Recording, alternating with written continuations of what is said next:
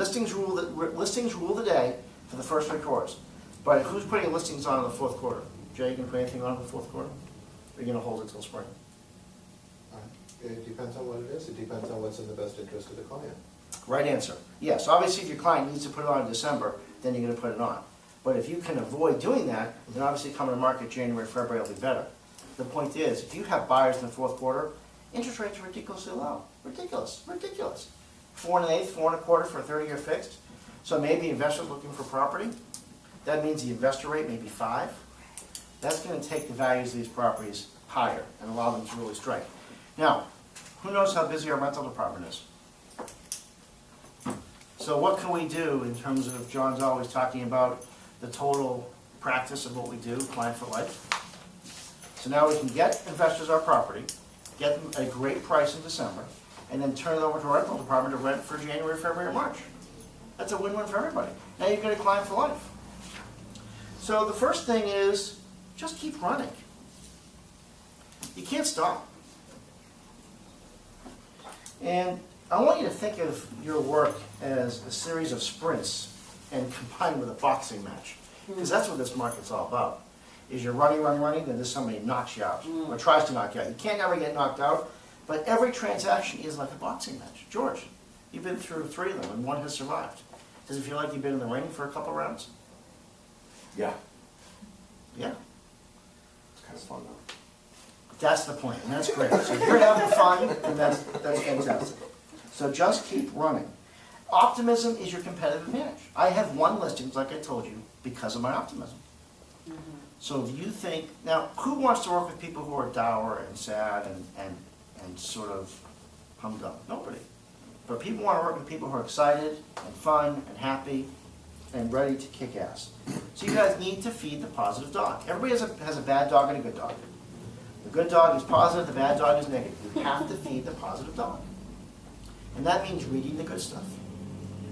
The fact that you're coming here today means you're feeding your positive dog. So, number 2, or B, create a vision. You know, if you want people to get on the bus with you, and you guys have your own bus, and I recommend reading John Gordon, The Energy Bus. You can probably read it in an hour and a half. You can get it on Amazon. You need to create a vision for your clients. And you need to be a leader for your clients. You need to be a coach for your clients. And you got to get your clients to go on the bus that is in their interest. They don't necessarily know what the destination is.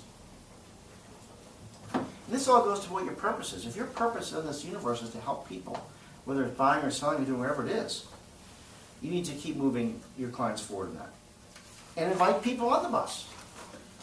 And that means tell your clients, hey, listen, this is a bus that's going to your destination. I want you to come on the bus with me. This is going to be a great ride. And then you invite the home inspectors and the contractors, your colleagues, and their family on the bus, so their family can see how good a job you do, and they can then refer you. D, no energy vampires allowed. Negative people, you got to kick them off the bus. I was playing tennis with my nephew the other day, and I will regretfully admit that the day before he did beat me. And that was because my arm was hurt. I was not playing my best. I was not in the best shape as possible. But the next day, we were sparring with him and doing much better. And Danny didn't, he's 9 or 10. He didn't really feel he was warmed up enough. So I said, Danny, no excuses. And I didn't really make the excuse about my arm, even though it was falling off the day before. And so finally he said for the 8th time, I didn't get to warm up. I said, Danny, get off the court. So at that point, he was an energy vampire, and you had to get off the court. Negative people, you have to get them out of your midst.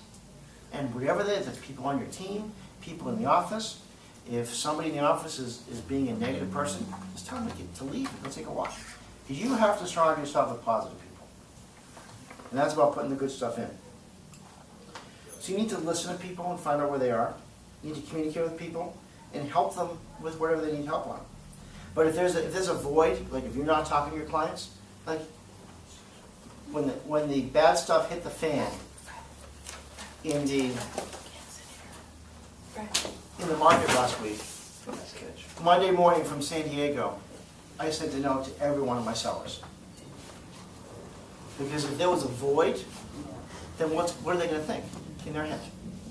They're going to think bad stuff. So my job was to communicate with them the reality. Hey, the market went down. It could go back up. The good news is we're in Boston, and the real estate market is much, much stronger than other places. So you have to fill the void. If you haven't called all of your sellers, you need to call them today. How many of you guys have listings? Okay, Friday is listing day. Jay, how many listings do you have right now? 3. All right, let's call all 3 people today. Sullivan, how many listings? 2. Let's call them today and tell them what's going on. They need to hear from you. Tell them the activity this week. Tell them what your plan is for the weekend. If you're doing an open house or not doing an open house, tell them the feel.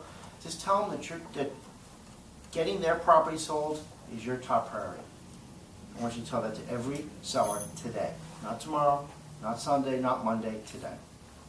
And you can do it with enthusiasm, energy, and remind people the markets are having a hard time, but interest rates are really low, and getting your property sold is a top priority for you, and you're going to do everything you can to get it sold. And please keep in mind that we're in Boston, and in Boston it's cheaper to buy than rent. So tell them that today. And tell them not to be an energy vampire. E, drive with a passionate purpose. You know, you just have to be, you have to drive, and that's the point. You can't be on the rapids and let the rapids take you. You have to drive. And you have to set the direction, and you have to set the course not only for your life, but your clients' properties and your buyers right now. And be passionate about it. You can't be great without it. You have to set the example.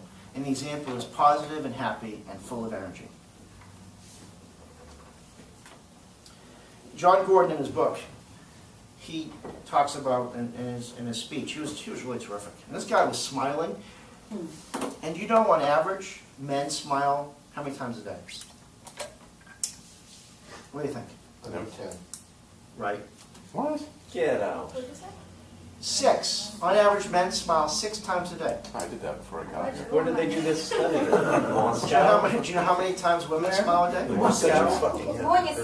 Yeah. 30, 40 times. Anybody?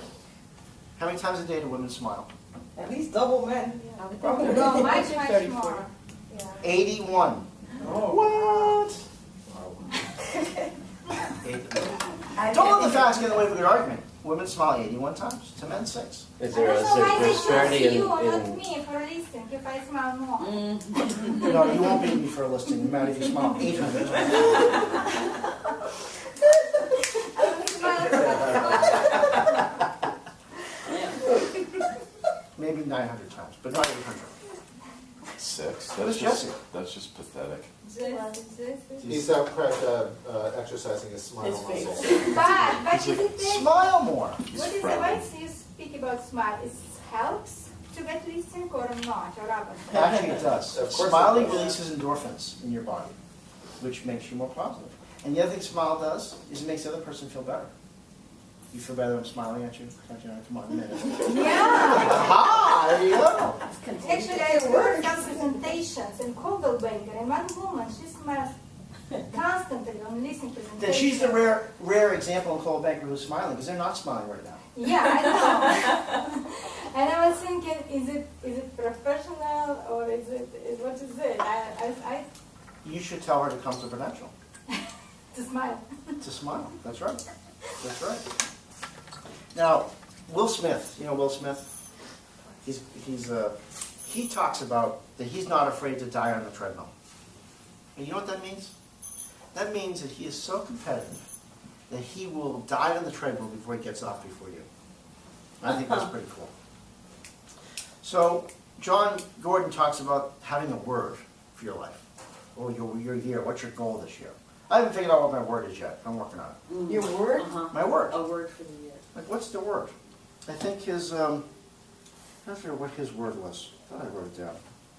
Maybe I didn't. Anyway, so that's what John Gordon, his whole thing, and he smiled during the whole presentation. He spoke for an hour. Totally smiled the whole time.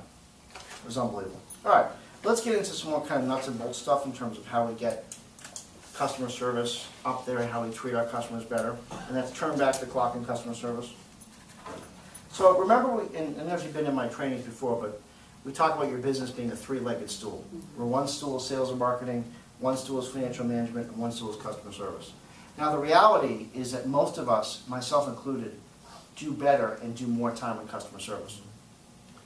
But sales and marketing is what drives your business. And sales and marketing is 5 times as important as customer service. Now, customer service is taking care of your clients, servicing your listings, servicing your buyers, putting out fires, things like that. But sales and marketing is lead generation. Your job, you are small business owners, whether you like it or not. Your job is lead generation. Now, being in the office at 8:30 a.m. sharp, George, will help increase your business. And that means, because there'll be walk-ins and call-ins, especially rental agents. It is beyond my imagination. It really is. It blows my mind that in August, when September 1st is the most critical, busiest day in the rental department, why every one of our rental agents is not in this office at 8:30 blows my mind. 2 weeks to go. Put the pedal to the metal. The point is that sales and marketing has got to be really important, you guys. And that means 2 hours a day or 1 hour a day or half an hour a day, but you got to focus on writing notes. Melanie, I'm sorry, I love you, but I'm going to beat you up a little bit. You said no beatdowns today. You're right, I You did. said that. I'm going to beat you up on Monday from the beach. Sales and marketing. 3 notes a day, 5 calls a day, and do a pop fight. Go see somebody who's in your database and bring them a little gift. Bring them a smile, Tatiana. Did you have a closing today? No. Oh, when's your closing for Alton Court, or Alton Place, wherever that place was, or Stearns? 6, September 6th. Okay, so what are you going to do for your client September 6th? Oh, restaurant. What do you mean a restaurant? We go and taking them to restaurant. I have an idea. Ready for my idea? You can come up getting like a couple pizzas, or even better, crepes from Parish Creperie, and bringing them to them on their moving day. And you showing up where they're moving. Thank you. Just make sure they're not lactose intolerant. Or gluten intolerant. We are developing a gluten-free crepe, I'll have you know. Oh, yes. Go see Nick. Excellent. He is working on a, what's that flour the French like that they always bug me about? Tough. No, it's darker. Buckwheat. We're doing a buckwheat gluten-free crepe. Cool. Because those Franks who come into my restaurant give me a hard time. I'm going to do this for them. Then they'll never come anyway. But we're going to have a gluten-free one. So do that for them on the day of moving. Bring them something. And then when they say, Tatiana, you're so wonderful, you did such a great job for us, what do you say next? Sandra, what should she say next? Refer us. Yeah, or just tell all your friends and family. I'm really glad you found my services. Yeah, let's Great. say that first. No, I really am happy because that makes me happy. And what I'd appreciate if you run into anybody who may be buying or selling and just needs some help, I'd be appreciative if you refer them to me. I'll take as good care of them as I took of you. And then what happens next? Write him a note. Right. When do we write the note? As soon as Right he when you backs get back off. to the office. Right. That's exactly right. I'm being positive. That's right. No negative today. You're right. Oh, energy vampires not allowed. Okay. So exude positive energy. You will exude positive energy, Tatiana. And Tatiana, you know what I want you to do for me? Is I want you to take a picture of your clients with their pizza or their crepes at their house on moving day. And I want you to send it to me. I've totally done that. And you know what I'm going to do? How was it? Caitlin should write this down. So appreciated. You are going to talk to her on the 6th, and you're going to gently remind her to do this. I will never forget. I know. How about your restaurant? I am now allocating resources of my team to help you. And now you're going to do it. How about you take over to restaurant on Well, I assume Close you're it, going to move it, pick up just- crepes or pizza that would entail going to a restaurant, but then you're going to bring it to them so no while they're restaurant? moving. No restaurant? Unless you already promised them that you're taking them out today. But you can still do that. You can do both. Yeah. Because how many deals did you do so far in the last couple months? 3. Well, let's take good care of these 3 people. They're platinum for you. So this is going to be your plan. I'm very excited about your plan. Look people in the eye. How do people feel when you look them in the eye? Did we have an agent Jay used to work with us who just never could look anybody in the eye? I don't remember who it was. I think he's doing 5 to 10 right now. Constantly amazed by just walking down the street by the number of people who will not look you in the eye. It is amazing, especially in happy It is JP, amazing. because JP is the happiest place on earth. So I can understand that there should be more people who look you in the eye.